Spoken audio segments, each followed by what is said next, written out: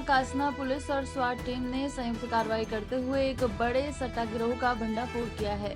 आरोपियों ने अलवर से फर्जी किडनैपिंग की सूचना देकर 112 नंबर पर कॉल किया था, जिसके बाद लोकेशन ट्रेस कर पुलिस ग्रेटर नोएडा वेस्ट के एक फ्लैट तक पहुंची। वहां भारत में प्रतिबंधित रुद्र ऐप के जरिए बैन ऑनलाइन बैटिंग का संचालन हो रहा था। पुलिस जांच में सामने आया कि ये गिरोह थाईलैंड और दुबई से संचालित हो रहा था। कथित युवक भी इसी गैंग का हिस्सा है, जिसने 10 लाख के गबन से बचने के लिए अपहरण की झूठी साजिश रची थी। सोशल मीडिया इन्फ्लुएंसर्स इस बैन ऐप का प्रमोशन कर रहे थे, जिसको पुलिस नोटिस भेजने की तैयारी में है। करोड़ों की रकम का फ्रीज करने की कार्रवाई भी जारी है। थाना कासना पे एक 112 की कॉल प्राप्त हुई थी, जिसमें ये अलवर से एक सुभाष चंद्र हैं। उन्होंने बताया था कि उनके लड़के हैं दो, भीम और नारायण सिंह, जो कि यहाँ पे नोएडा में नौकरी के लिए आए थे और उनका अपहरण कर लिया गया है और उनसे फिरौती की रकम मांगी है। इस सूचना को तत्काल संज्ञान में लेके ACP 3 के नेतृत्व में टीमों का गठन हुआ और थाना कासना और SOG की जो टीम है उन्होंने इस पर काम करना शुरू किया। जब इसमें हमने कुछ लिंक्स निकाले टेक्निकली और अपनी इंटेलिजेंस से, तो इसमें ये चीज़ें सामने आई कि इसमें कुछ ऑर्गेनाइज्ड गैंग है बैटिंग का, जो इसमें ऑपरेट कर रहा है और संभवतः वो लड़के भी उस गैंग्स में शामिल थे। इसके बाद कुछ जगहें चिन्हित हुई और कुछ बिसरख क्षेत्र की, ग्रेटर नोएडा वेस्ट की कुछ हमें लोकेशंस मिली, कासा ग्रैंड और कासा स्काई गार्डन सोसाइटी में, जहाँ पे हमने रेड करी और वहाँ से हमें लैपटॉप्स, मोबाइल, आधार कार्ड और 8 लोग गिरफ्तार हुए।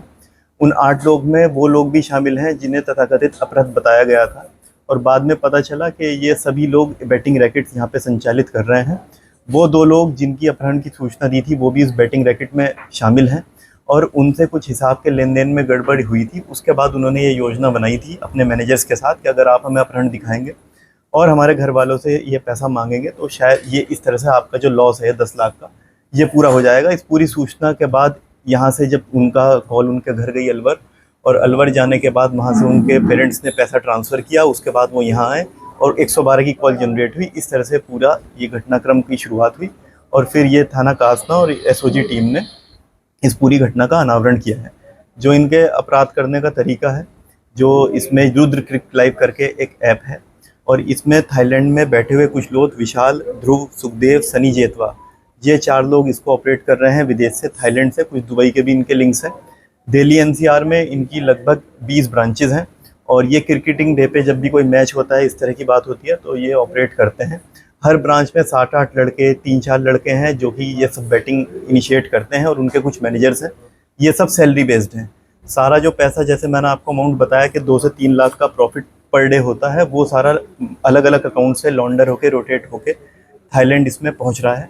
इस ऐप का सिस्टम, ये ऐप इंडिया में बैंड है। ये इसका प्रमोशन कुछ हमें पता चला है कुछ इन्फ्लुएंसर्स, और उसके साथ साथ जो सर्च जब हम कुछ करते हैं तो उसके बाद जो पॉपअप होके पेजेस पे आता है उसके थ्रू करते हैं। इंडिया में ऐप बैंड है।